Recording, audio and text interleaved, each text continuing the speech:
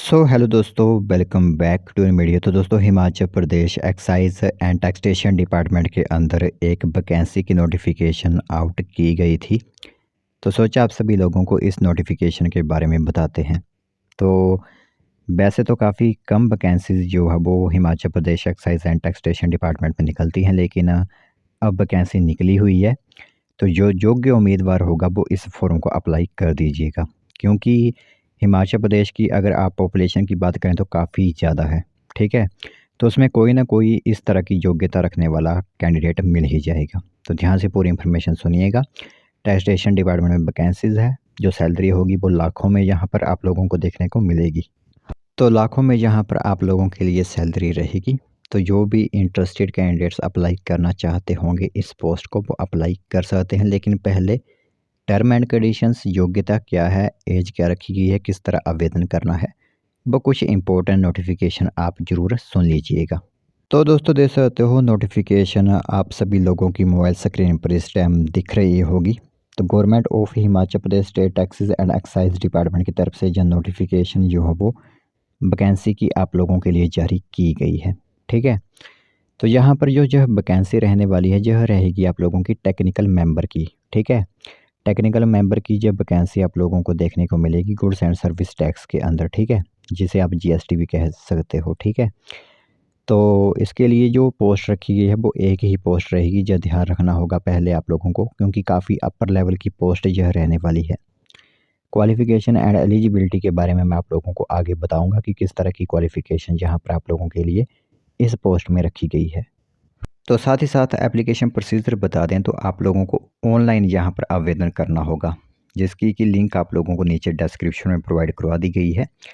उस लिंक के ज़रिए आप ऑनलाइन आवेदन कर सकते हो। ठीक है, बाकी मेन जो यहाँ पर बताया गया है वही मैं आप लोगों को बताऊँगा। बाकी कोई ज़्यादा जो यहाँ पर इंफॉर्मेशन आप लोगों को नहीं दी जाएगी। बाकी फ़ोन नंबर आप लोगों को यहाँ पर दिख रहा होगा। ठीक है, इस मोबाइल नंबर पर आप सोमवार से लेकर शनिवार तक कभी भी सुबह 10 बजे से लेकर शाम 5 बजे तक संपर्क कर सकते हो, कोई भी अगर आप लोगों को इंफॉर्मेशन चाहिए तो। ठीक है, यह एप्लीकेशन फ़ॉर्म आप लोगों के लिए रहेगा। ठीक है, यह ध्यान रखना होगा, यह एप्लीकेशन फ़ॉर्म आप लोगों के लिए रहेगा जो भी आवेदन करना चाहते होंगे। तो वर्क एक्सपीरियंस वगैरह भी आप लोगों से यहाँ पर मांगा हुआ है, क्योंकि अब आप टैक्सेशन डिपार्टमेंट में काम करोगे तो आप लोगों के पास वर्क एक्सपीरियंस भी होना चाहिए। क्लास 1 गेस्टेड पोजीशन आप लोगों को यहाँ पर दी जाएगी, तो काफ़ी बड़ी आप लोगों के लिए यहाँ पर उपलब्धि रहेगी। ठीक है, बाकी मैं यहाँ पर बताता हूँ कि किस तरह की क्वालिफ़िकेशन रहने वाली है। तो क्वालिफ़िकेशन एंड एलिजिबिलिटी आप यहाँ पर दे सकते हो कि सबसे पहले तो आप appointment as a technical member state के हुए होने चाहिए। इसमें मेल और फीमेल कैंडिडेट कोई भी अप्लाई कर सकता है। ठीक है, तो गवर्नमेंट का ऑफिसर वो होना चाहिए, या फिर ऑल इंडिया सर्विसेज का अगर वो ऑफिसर है।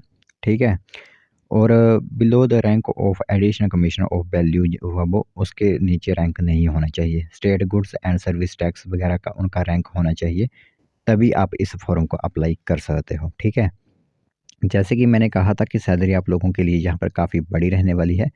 वो रहेगी 2,25,000 रुपये सैलरी आप लोगों को यहाँ पर दी जाएगी। काफ़ी अपर लेवल की पोस्ट यहाँ आप लोगों के लिए हिमाचल प्रदेश सरकार की तरफ से जारी की गई है।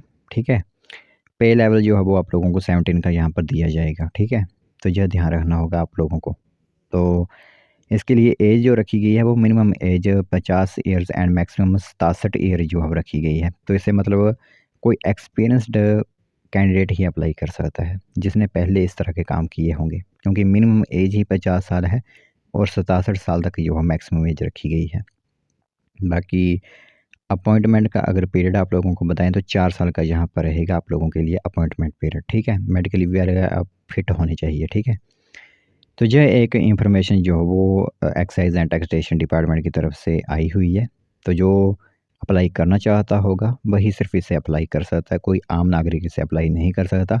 एक एक्सपीरियंस्ड मैन या फिर वुमेन ही इसे अप्लाई कर सकते हैं।